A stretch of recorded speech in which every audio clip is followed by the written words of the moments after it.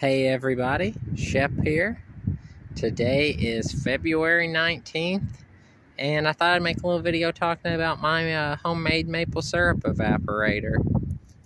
So the weather here has really warmed up, and right now the sap hasn't been running. It's really windy. I'm sorry if there's any wind noise, but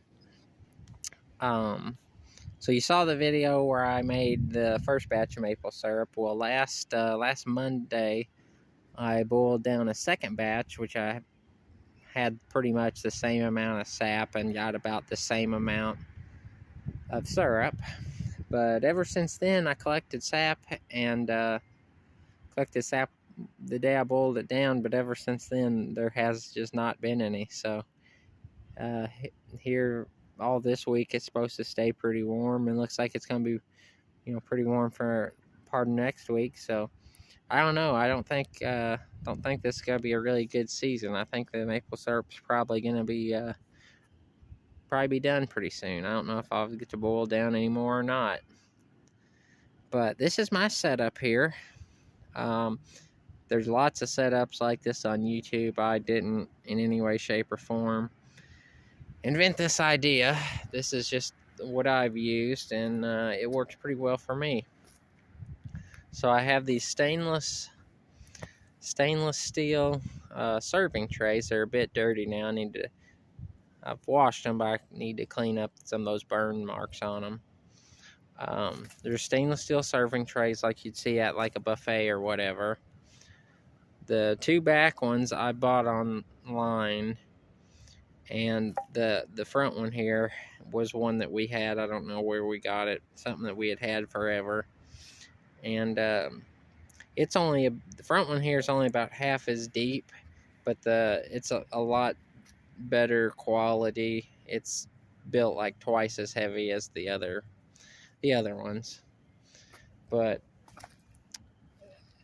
the whole idea when you boil down sap is get as much surface area as possible. That's where you get good boiling. So I've been pretty happy with how this is done the two times that I've used it. When I made maple syrup a few years ago, I kind of had a similar setup, but it wasn't as nice as this one is. But the couple times I did boil sap, I mean, I boiled it down pretty fast, so I was real happy with that. When I had made it before, it wasn't nearly as fast, and it took me all day to boil down sap. So all it is, like I said, is those stainless steel trays, and then I've just got some concrete blocks, cinder blocks, whatever you want to call them. I've got the regular, I think they're 8x16s, and then I've just got these thin ones on top there. And the reason I use those is kind of make it a little bit nicer looking, and then also that way you can set stuff down on it if you need to set your ladle or your gloves or whatever. But yeah, so down here is where you fire it. What I found with this works the best, of course, here I've got, nice thing is I've just been picking up sticks around the yard, which I got plenty of those, and burning them. What seems like worked the best, the first time I did it, I kind of had some issues. That was my first time using it and kind of learning about it. The last time, it was a lot more efficient because I knew what I was doing. But once you get it going, stuff like this, that's wrist size, that works good to put in there to keep the heat. And then some of this smaller stuff about 1 inch around, that works really good. The idea is you want kind of smaller stuff that burns real fast and hot. Obviously the twigs and small sticks, those are good for starting it. Now the first one I had trouble with ash that got in it, and that was because I didn't have a block here, and the ash was basically blowing out of the firebox, and it was getting in the sap. I had a little bit of that this time, but what I discovered worked really well. Let me put this back. Hard to do with one hand. What worked really well was to turn this block on its side. That way the fire could get lots of air. But then up here you had it covering where the ash wasn't just blowing out. So that works pretty well. And yeah, that's pretty much it. I mean, there's not really a whole lot to it. Let's kind of do a walk around. I'd say probably the most important thing you can do, which was not the part that I was looking forward to, but you really want to take the time to level it good, which I could actually go back now and level it a little bit better. A couple reasons that's important.